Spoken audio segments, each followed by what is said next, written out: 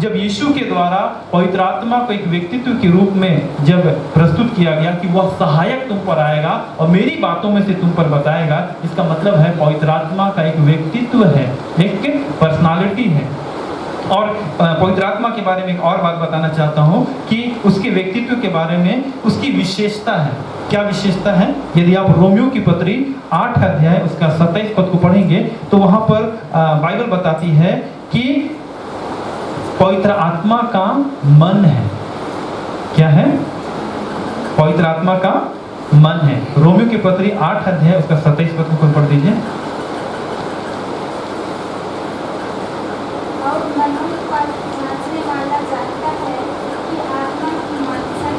और मनों का जांचने वाला जानता है कि आत्मा की मनसा क्या है, क्योंकि वह पवित्र लोगों के लिए परमेश्वर की इच्छा के अनुसार विनती करता है। हाँ, देखिए यहाँ पर बाइबल बताती है पवित्र आत्मा के बारे में कि पवित्र आत्मा का मन है। मन किसका होता है? जिसका व्यक्तित्व होता है, जो एक पर्सन है ना, मन उसका होता है। और यदि वचन में पढ़ेंगे तो बाइबल बताती है पहला कुरिन्थी 12 उसका 11 में, क्योंकि समय मेरे पास बहुत कम है इसलिए मैं जल्दी जल्दी आगे ले चलना चाहूँगा। पहला कुरिन्थी 12 का 11 में पवित्र आत्मा की इच्छा है। पवित्र आत्मा की क्या है? इच्छा है। जल्दी से पढ़ दीजिए पहला कुरिन्थी 12 का 11।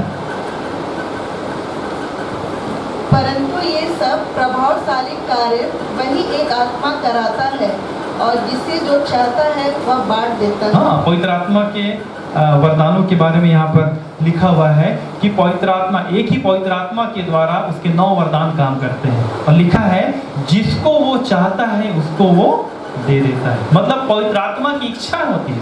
आपकी इच्छा होती है कि नहीं? आपके सामने यहाँ पर मान लीजिए है ना, कुछ खाने के लिए रखा जाए, 3 ऐसे डिश हैं, 3 ऐसे खाद्य पदार्थ हैं। अब तीनों को एक ही बार में खा जाएंगे क्या?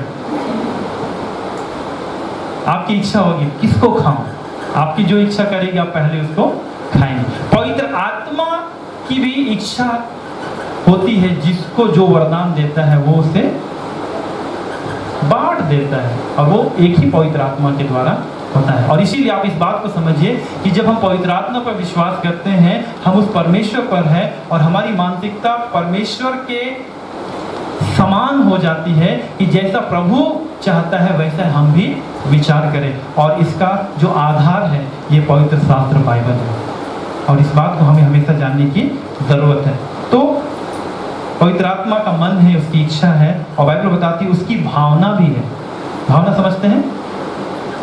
हमारे घर के बगल में एक बहन रहती थी, भावना। वो भावना नहीं, भावना समझते हैं? क्या बोलते हैं?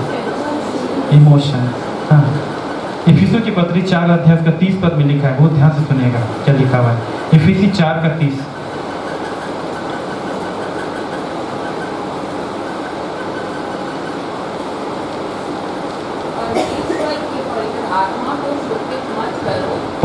परमेश्वर के पवित्र आत्मा को शोकित मत करो, जिससे तुम पर छुटकारे के दिन के लिए जिससे तुम पर छुटकारे के दिन के लिए छाप दी गई है। हाँ, जिससे तुम पर छुटकारे के दिन के लिए क्या दी गई है? छाप की। बाइबल बताती है परमेश्वर के पवित्र आत्मा को शोकित मत करो। पवित्र आत्मा में क्या है? इमोशंस है ना, उसकी भावनाएं हैं। आपकी भावना को ठेस लगेगा तो आप क्या करेंगे? सबसे पहले जो हाथ में रहेगा उसको पटक देंगे, है ना, करते हैं कि नहीं? कुछ भी रहेगा एकदम, आजकल तो मोबाइल तो सबसे हाथ में रहता है ना, किसी के साथ कुछ भी हुआ तो गुस्सा कहाँ निकलेगा? भावना कई लोगों से मैंने सुना है, सब कुछ करो लेकिन मेरी भावना को ठेस मत पहुंचा, है ना। कई बार हम लोग बोलते नहीं हैं या डायलॉग बोलते नहीं हैं, लेकिन हम तो अंदर में विचार करके रखते हैं, सब कुछ कर दो, हमको नुकसान पहुंचा दो लेकिन मेरी भावना को ठेस। सबसे कीमती चीज मनुष्य के लिए उसका क्या है? इमोशन से कई लोग इमोशन से खिलवाड़ करते हैं और फिर परिणाम भुगतते हैं, है कि नहीं? पवित्र आत्मा में भावना है। अब इस बात को समझिए, अगर आप परमेश्वर का आदर नहीं कर रहे हैं, यीशु मसीह का आदर नहीं कर रहे हैं, तो हम पवित्र आत्मा की भावनाओं से क्या करते हैं? खेलते हैं। और बाइबल में लिखा हुआ है परमेश्वर की आत्मा को शोकित मत करो जिससे तुम पर छुटकारे के दिन के लिए छाप दी गई है। छुटकारे के दिन के लिए छाप, स्टाम्प लगा दिया गया है परमेश्वर ने।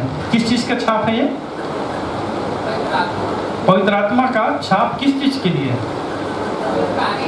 छुटकारे के दिन, है ना। मानव जाति पाप में पड़ी है और पाप की मजदूरी मृत्यु है, लेकिन बाइबल बताती है परमेश्वर का वरदान प्रभु यीशु मसीह में अनंत जीवन है। पवित्र आत्मा, बिना पवित्र आत्मा के कोई नहीं कह सकता कि यीशु मसीह प्रभु है। अब समझिए इस बात को, बिना पवित्र आत्मा के कोई नहीं कह सकता कि यीशु मसीह प्रभु। इस वचन को पढ़ करके हम लोग समाप्त करेंगे। पहला कुरिन्थियों की पत्री पढ़ दीजिए जल्दी से। पहला कुरिन्थियों की पत्री इसका 12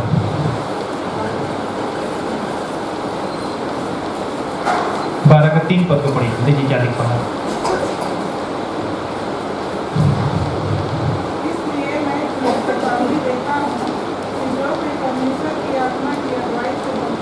इसलिए मैं तुम्हें चेतावनी देता हूँ कि जो कोई परमेश्वर की आत्मा की अगुवाई से बोलता है वह नहीं कहता कि यीशु श्रापित है, और ना कोई पवित्र आत्मा के बिना कह सकता है कि यीशु प्रभु है। आप इस बात को समझिए, बिना पवित्र आत्मा की सहायता से कोई भी नहीं कह सकता कि यीशु प्रभु है। आप समझ रहे हैं इस बात को? बिना पवित्र आत्मा की सहायता से कोई नहीं कह सकता कि यीशु प्रभु। इसका एक उदाहरण मैं आपके सामने देना चाहूँगा। इस संसार में 2 प्रकार की आत्मा है। मनुष्य की आत्मा के अलावे 2 प्रकार की आत्मा है। एक है पवित्र आत्मा और दूसरा है दुष्ट आत्मा। अगर एक व्यक्ति दुष्ट आत्मा ग्रसित है तो आप उसको बुलवा दीजिए, यीशु मेरा प्रभु है, कभी बोलेगा? जो लोग सेवा में वो लोग इस बात को जानते हैं, जब दुष्ट आत्मा ग्रसित लोगों के लिए प्रार्थना करते हैं वो उनसे कन्फेस कराते हैं, बोले यीशु मेरा प्रभु है। दुष्ट आत्मा ग्रसित व्यक्ति, है ना, दुष्ट आत्मा से ग्रसित व्यक्ति, शैतान की आत्मा से ग्रसित व्यक्ति कभी भी नहीं कहेगा यीशु मेरा प्रभु है। समझ रहे हैं? लेकिन अगर हम कह रहे हैं यीशु प्रभु है, इसका मतलब है ये पवित्र आत्मा की सहायता के द्वारा ही हम यीशु को अपने प्रभु के रूप में हम स्वीकार कर रहे हैं। ऐसा नहीं कि मसीह घराने में पैदा हो गए हम मसीही हैं, नहीं। मैं बताना चाहता हूँ, मैं एक मसीह घराने में पैदा हुआ था, लेकिन मैंने यीशु को कभी अपने जीवन में प्रभु करके नहीं स्वीकार किया। मैं सोचता था दूसरों की ईश्वर है, मेरा भी ईश्वर है। 2001 में मेरा जीवन बदला, और वो बदलने का कारण ये था कि 2000 ईस्वी में मेरे पिताजी की मृत्यु हो गई, और उनकी मृत्यु से पहले वो हमेशा बीमार रहते थे, और उनकी बीमारी के इलाज के लिए बहुत कुछ हमने कराया, हम लोग उनको ठीक नहीं कर पाए। लोगों ने सलाह दिया अरे झाड़ फूक कराओ, वो भी हमने कराया क्योंकि हम लोग विश्वास में थे नहीं। मैंने घर में प्रार्थना करने वाले लोग बिल्कुल नहीं के बराबर, लेकिन हर प्रकार के झाड़ फूक और तंत्र मंत्र करने वालों को मैंने पाया। 2000 ईस्वी में मेरी आंखों के सामने मेरे पिताजी की मृत्यु हो गई, और वही डिप्रेशन मेरे जीवन में इतना ज़्यादा चला गया, 1 साल तक मैं डिप्रेशन में रहा। लेकिन प्रभु का धन्यवाद हो, 2001 में एक चंगाई प्रार्थना सभा चल रही थी, वहाँ पर मैं सभा अटेंड करने नहीं, गानों को सुन करके वहाँ चला गया, और प्रभु की आत्मा ने मुझको वहाँ पर स्पर्श कर दिया। मैंने प्रभु की सच्चाई को महसूस किया। दुष्ट आत्मा से प्रभु ने मुझको उस सभा में छुटकारा दिया, और मैंने पहली बार पवित्र आत्मा का स्पर्श पाया है, और मेरा जीवन बदल गया। मैं एक मसीह परिवार में पैदा था, मैं यीशु को अपना प्रभु कहता था, ऐसा नहीं मेरे प्रियो।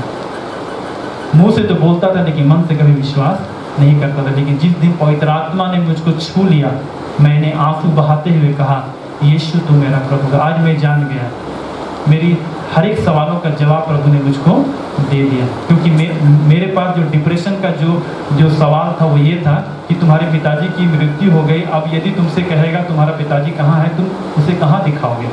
मैं सोचता था कि मैं क्या बोलूँगा लोगों को, मैं क्या बोलूँगा लोग, मेरे पिताजी कहाँ हैं। लेकिन प्रभु ने उस प्रार्थना सभा में मेरे सवाल का जवाब दिया, सांसारिक पिता तुम्हें छोड़ सकता है, लेकिन एक स्वर्गीय पिता है जो तुम्हें कभी नहीं छोड़ेगा। हालेलुया। और वो बात मुझको आज तक, उस दिन मेरा जीवन बदला, उसके बाद से मैंने कभी भी यह महसूस नहीं किया कि मेरा कोई गार्जियन नहीं है। संसार के गार्जियन हमें छोड़ सकते हैं, है ना। बात थोड़ी कठोर लगेगी लेकिन बुरा मत मानिएगा। जो माता पिता हैं, है ना, हम हरदम हमेशा अपने बच्चों के साथ में नहीं रहेंगे, लेकिन आइए हम अपने बच्चों को उस गार्जियन के हाथ में सौंपे जो हमेशा हमेशा आपके बच्चों के साथ रहने के लिए तैयार है। हालेलुया। मैंने अपने जीवन में इस बात को महसूस किया और मेरा जीवन बदल गया और पवित्र आत्मा के साथ में चलना शुरू किया। हालेलुया। और ये एक दिन की बात नहीं है। जब 2007 में आया उस समय मैं अवसर प्रचार वगैरह कुछ नहीं करता था। 2007 में कुछ आंटी लोग जानती है उतना प्रचार नहीं कर, बस मैं झूमती मुझे गाना गाना बहुत अच्छा लगता था, लेकिन मैं संगति कभी भी नहीं छोड़ा और प्रभु मुझको बढ़ाता चला गया। और जब एक ऐसा समय आया, प्रभु ने कहा मैं तुमको अपनी सेवकाई के लिए पूरी रीति से इस्तेमाल करना चाहता हूँ। मैं फुल टाइम मिनिस्ट्री, मैंने कई सारे चिन्हों करके सब चिन्ह पूरे हो गए। कोई कुछ भी मांगता था परमेश्वर पूरा करता था, क्योंकि उसने बताया कि मैंने तुमको अपनी सेवा के लिए। और मेरे जीवन की जो सबसे बड़ी समस्या थी लोगों के सामने बात करना। मैं बात नहीं करता था। मेरे घर में मेहमान आते थे, मेहमान घर के अंदर, मैं घर के बाहर। लेकिन प्रभु का धन्यवाद, मेरी कमजोरी को प्रभु ने मेरे जीवन में हथियार बनाया और अपना सुसमाचार प्रचार करने वाला ही बनाया। हालेलुया। क्यों? क्योंकि जब पवित्र आत्मा हम पर आता है तो क्या मिलता है? हमें सामर्थ मिलती। जो आप नहीं कर पाएंगे आप वो करने लगेंगे। जो आपकी कमजोरी है, प्रभु आपकी कमजोरी को आपका हथियार बनाएगा। हालेलुया। यदि आप चाहते हैं आपकी कमजोरी आपका हथियार बन जाए, मतलब दुनिया का सबसे बलवान आप हो जाए, यही ना? आप दुनिया के सबसे बलवान कैसे बनेंगे? यदि आपकी कमजोरी आपका बल बन जाए, तो इससे बड़ी बात और क्या होगी? समझ रहे? समझदारों के लिए सारा काफी है। आपकी कमजोरी जो है ना, एक ब्रूसली को जानते हैं? ब्रूसली सुने हैं? जवान लोग तो जानते हैं ब्रूसली, है ना, बहुत अच्छा फाइटर है ना। वो इस प्रकार से उसने एक स्टेटमेंट बोला कि मैं उस व्यक्ति से नहीं डरता जो कि 10,000 तरीके का पंच मारता है या किक मारने का प्रैक्टिस करता है, लेकिन मैं उस व्यक्ति से डरता हूं जो एक पंच या एक किक मारने के लिए 10,000 बार प्रैक्टिस करता है।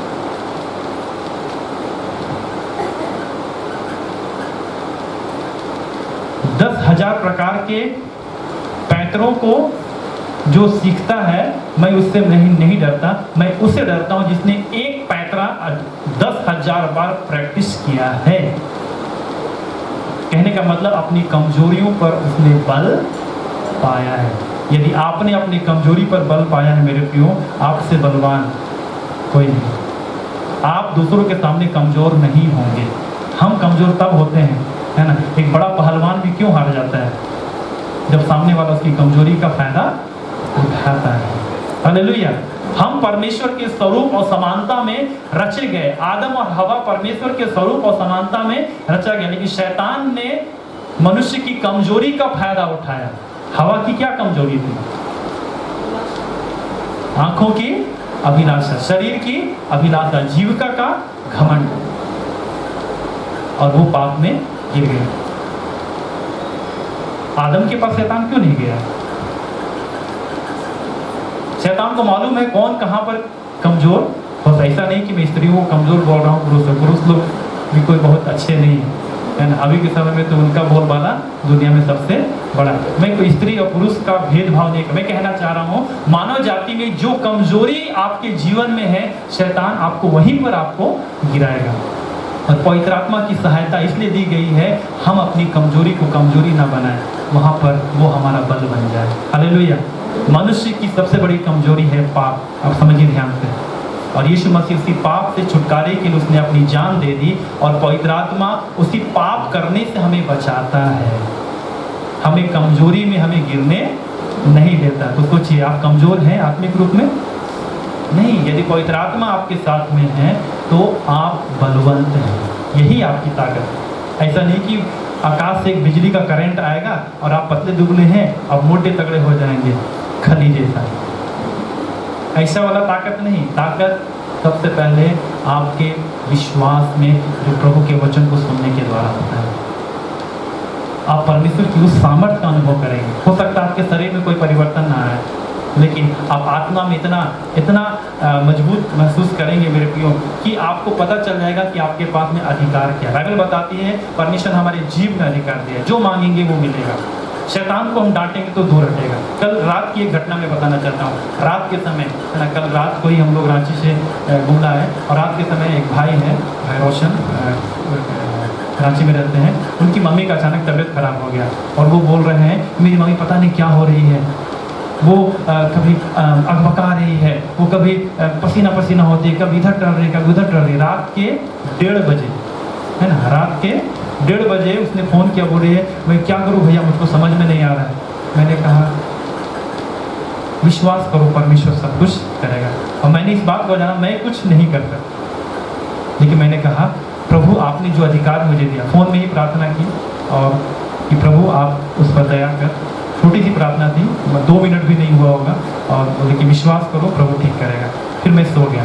सुबह अर्ली 4 बजे 4 या 5 बजे आसपास फ़ोन आया, बोला भैया मम्मी ठीक हो गई।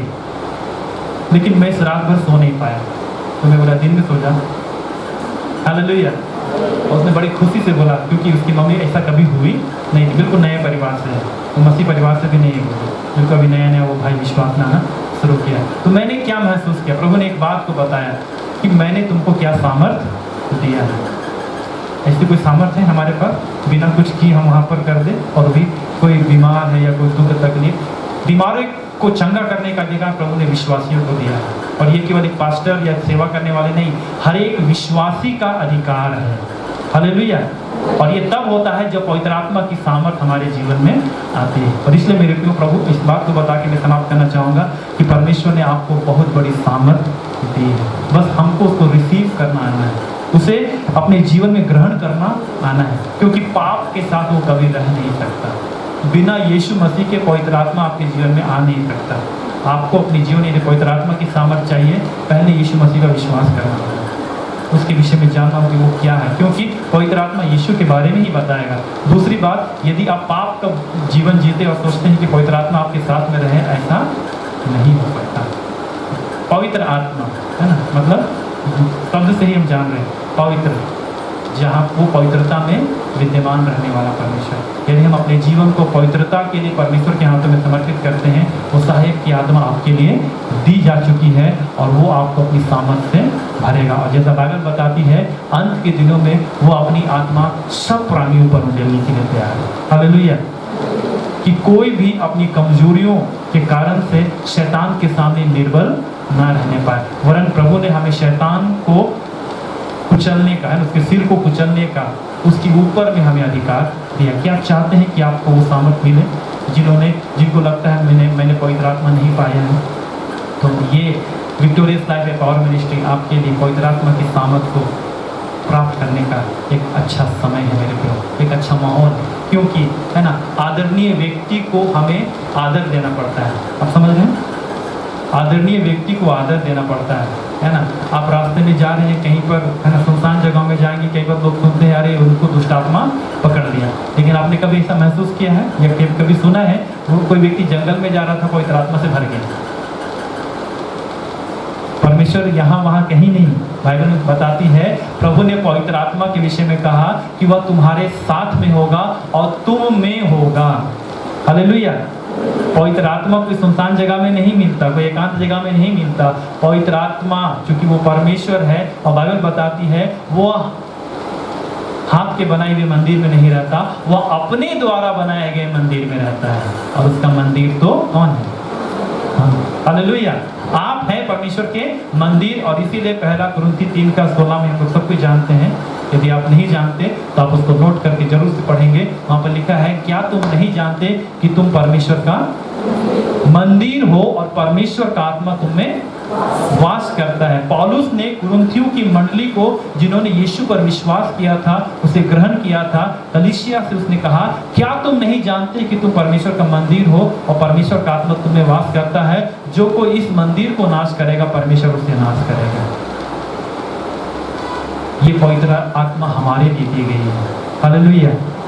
लेकिन दुष्ट आत्मा तो इधर उधर घूमते रहता है ना। अकेले में मत जाना बेटा, उधर ये है, लेकिन पवित्र आत्मा के लिए हमें उसको आदर देना पड़ता है। इसलिए आइए मेरे प्रियो, हम उसको आदर दें। आप जितना यीशु का आदर करेंगे, जितना परमेश्वर को रिस्पेक्ट देंगे, पवित्र आत्मा की सामर्थ्य को उतना ही ज़्यादा आप भरेंगे। और बाइबल बताती है परमेश्वर ने अपने बड़े नाम से अधिक अपने वचन को महत्व दिया है। पहले से था उसका 138 पद पढ़ेंगे, 38 अध्याय में तो लिखा है परमेश्वर अपने बड़े नाम से अधिक अपने वचन को महत्व दिया है। अर्थात यदि हम उसके वचन को आदर देते हैं, परमेश्वर के नाम को आदर देते हैं, यीशु मसीह को हम आदर देते हैं, पवित्र आत्मा की उपस्थिति से आप दूर नहीं। हालेलुया।